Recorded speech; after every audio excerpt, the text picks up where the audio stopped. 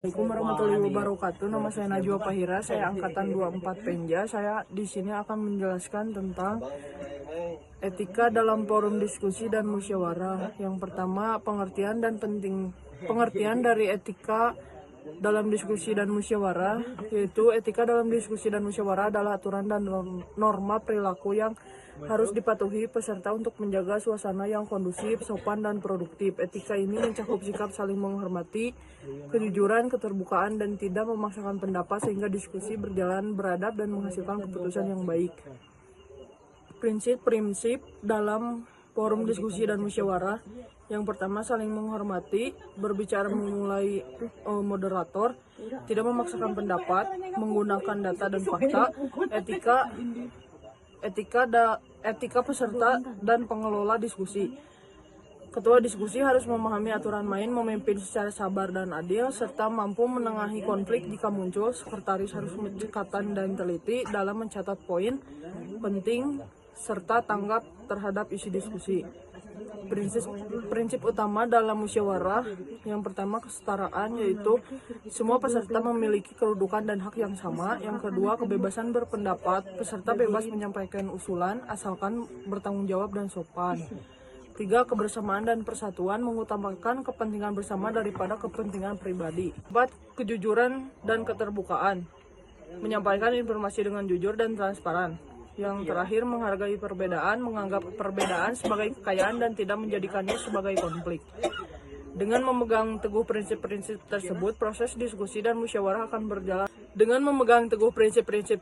Proses diskusi dan musyawarah akan berjalan lancar, menghasilkan keputusan terbaik, dan menjunjung tinggi nilai-nilai demokrasi serta kekeluargaan. Kemudian, dalil Al-Quran tentang musyawarah dan etikanya. Yang pertama, bersikap lembut dan tidak keras kepala.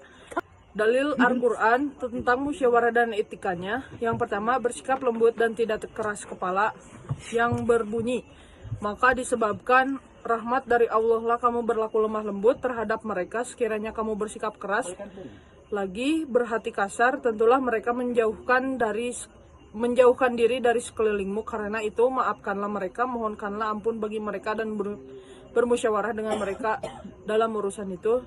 Tertulis dalam surat Al-Imran. Yang kedua, bermusyawarah dalam urusan penting, yaitu Allah memerintahkan Nabi untuk bermusyawarah dalam berbagai urusan sebagai contoh bagi umatnya. Hal ini menunjukkan pentingnya musyawarah sebagai metode pengembalian keputusan yang baik dan bijak dalam surat Asy-Syura.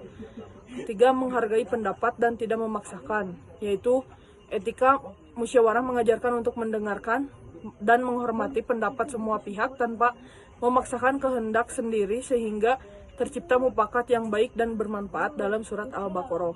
Yang keempat, kejujuran dan keterbukaan, yaitu pondasi dalam musyawarah agar semua pihak mendapat penjelasan yang jelas dan benar sehingga keputusan yang diambil dapat dipertanggungjawabkan dalam surat An-Nisa.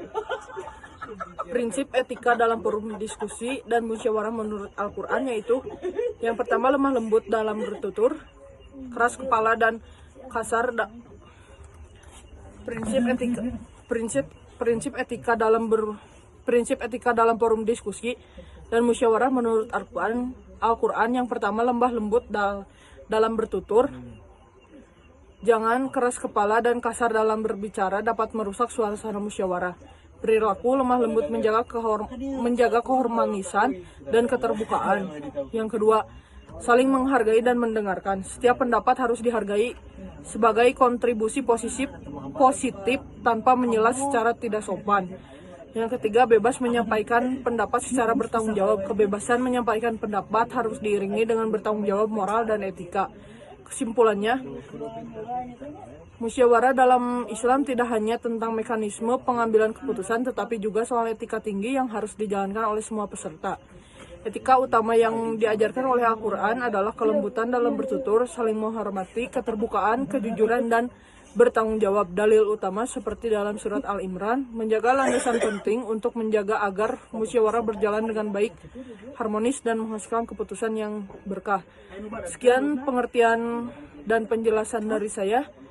Mohon maaf jika banyak kesalahan dan kekurangan. Wassalamualaikum warahmatullahi wabarakatuh.